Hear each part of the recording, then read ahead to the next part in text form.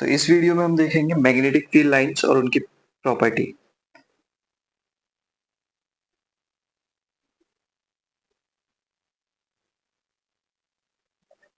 तो magnetic field lines क्या होती है? Path along which an isolated north pole will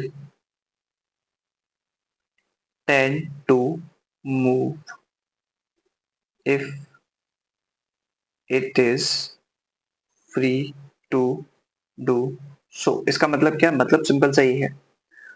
मान लो ये एक बार मैग्नेट है, बार मैग्नेट का ये वाला पोल नॉर्थ है, ये साउथ है। तो ये बोलना चाहता है कि जो मैग्नेटिक फील्ड लाइन निकलेंगी नॉर्थ से निकलेंगी साउथ पे पहुंचेंगी। तो ये बोलना चाहता है कि मान लो नॉर्थ एक आइसोलेटेड सिस्टम है, जो कि एक इमेजिनरी कॉन्सेप्ट है जिसमें साउथ एग्जिस्ट नहीं कर रहा, सिर्फ नॉर्थ है।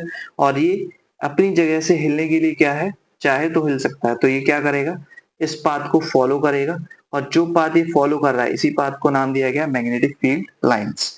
समझने में आसान है, थोड़ा सा अगर इसको देखेंगे समझेंगे तो हो जाएगा। प्रॉपर्टीज पे ध्यान देते हैं जो कि इंपोर्टेंट है। प्रॉपर्टीज, तो पहली प्रॉपर्टी ये है, ये जो मैग्नेटिक फील्ड लाइंस होती हैं ऑलवेज क्या होंगी? मैग्नेटिक फील्ड लाइंस को MFL लिखेंगे। Magnetic field lines always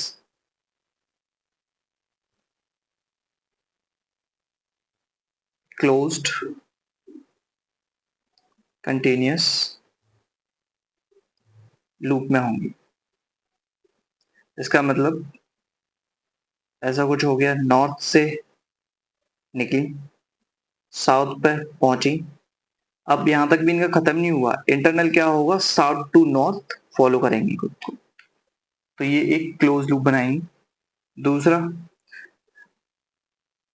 inside जो फील्ड लाइंस मूव करेंगी, inside field lines moves from south to north. Inside कैसे करेंगे, साउथ टू नॉर्थ, जबकि आउटसाइड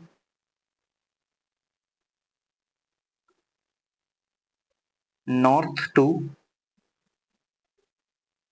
साउथ।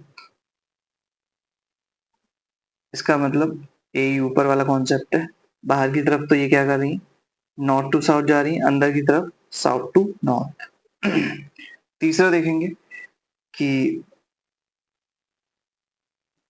जो बार मैग्नेट होती है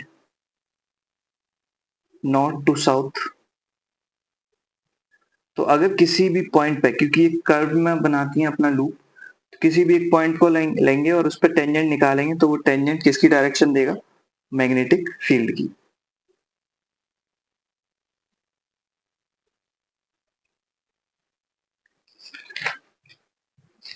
फोर्थ है,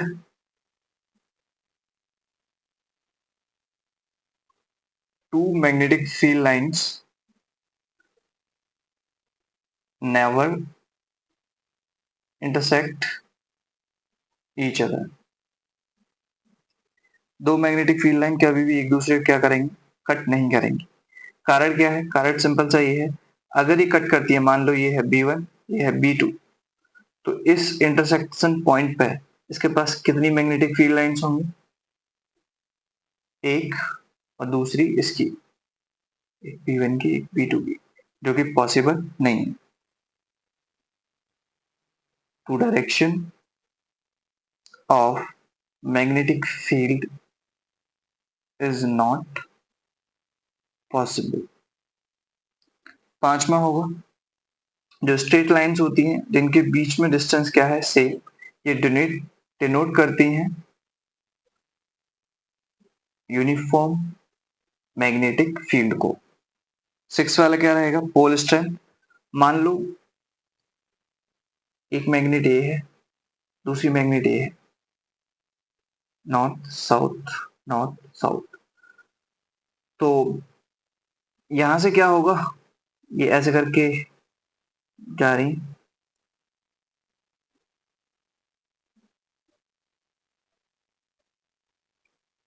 डायरेक्शन ऑब्वियसली नॉर्थ से साउथ की साइड। अब इसमें से वही क्या हो रहा है,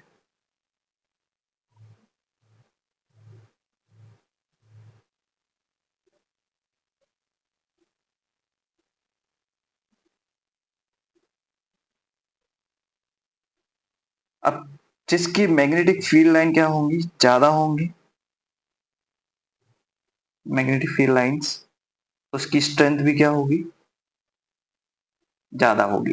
तो इसका मतलब ये डायरेक्टली प्रोपोर्शनल है, जिसकी मैग्नेटिक फील्ड लाइन ज्यादा उसकी स्ट्रेंथ भी क्या होगी, ज्यादा होगी। सेवेंथ वाला देख रहे हैं, जितनी क्लोजर होंगी, मान लो ये एक पॉइंट ए दिया, एक पॉइंट ए दिया, ये ए ये बी, तो ए की जो स्ट्रेंथ है, मैग्नेटिक स्ट्रेंथ, वो ज्यादा होगी किससे, बी से, क्योंकि यहाँ पे दूर दूर है और यहाँ पे मैग्नेटिक फील्ड लाइंस क्या है, पास पास। अब एक चीज और देखनी है बस, मैग्नेटिक फील्ड के डायग्राम्स।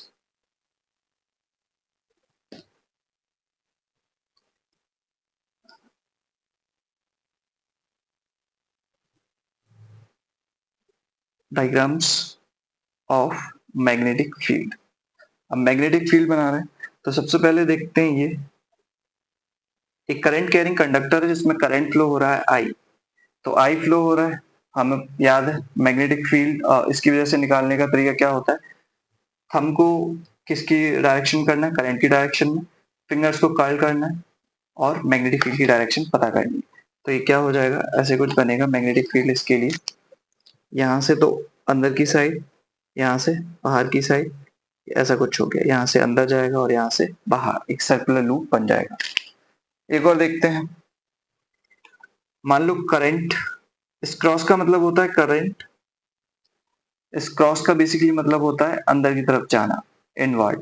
तो करंट की डायरेक्शन दी गई है कि कोई करंट है जो कि ऐसे करके रखा हुआ है इस पेपर के, और वो अंदर की तरफ जा रहा है। जब अंदर की तरफ जा रहा है तो हमें निकालने के लिए क्या करना पड़ेगा, थंब को डायरेक्शन देनी पड़ेगी करंट की और फिंगर्स को कर्ल करना पड़ेगा। तो फिंगर कर्ल हो रही है कैसे, क्लॉकवाइज, तो जो डायरेक्शन हो जाएगी मैग्नेटिक फील्ड कैसे आ जाएगा, यूं क्लॉकवाइज। याद रखना, ऐसा होता है हर कंसेंट्रिक सर्कल बनाते हैं ये एक्चुअली ऐसे करके, इस केस में भी ऐसा ही कुछ हो रहा है, पर हम बस दिखाने के लिए एक ही सर्कल बना देते हैं। एक और देखते हैं,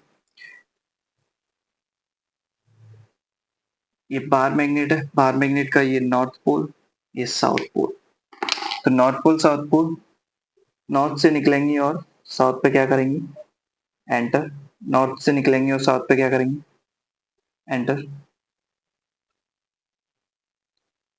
एक दूसरे को टच नहीं करेंगे, इंटरसेक्ट भी नहीं करेंगे। तो ये इनको टच करने की या फिर इंटरसेक्ट कराने की गलती नहीं करनी है। तो ये हो जाएगा किसके लिए,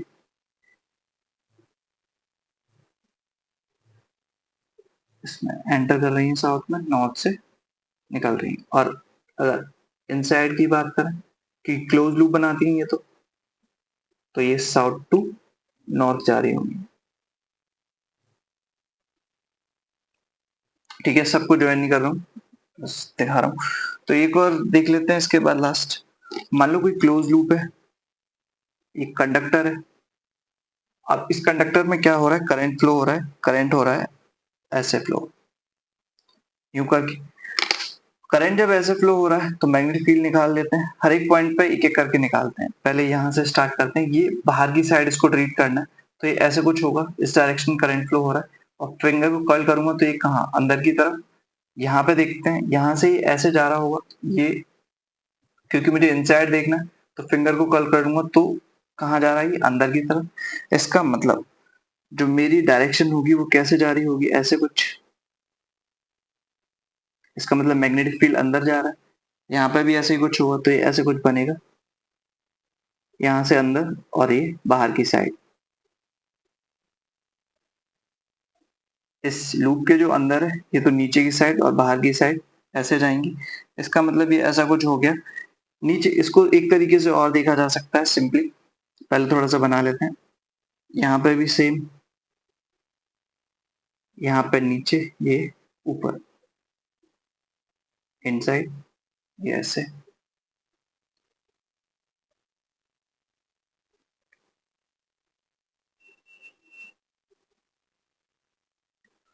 तो इसको जरा देखते हैं। ये इंटरनल है, ये इंटरनल का मामला है, तो इसका मतलब यहाँ पर रहा होगा साउथ, और साउथ से ये कहाँ जा रहा है, नॉर्थ। जबकि बाहर की साइड ये कैसे मूव कर रहा है, नॉर्थ टू साउथ। समझना इसको, एक मैग्नेट है, ये इंटरनल पार्ट की तरह काम करेगा बार मैग्नेट का, जो कि साउथ से नॉर्थ में जा रहा है, और ये जो पार्ट है यहाँ से यहाँ तक, ये करेगा नॉर्थ टू साउथ फ्लो। तो इसके बाद बाकी का नेक्स्ट क्लास में देखें।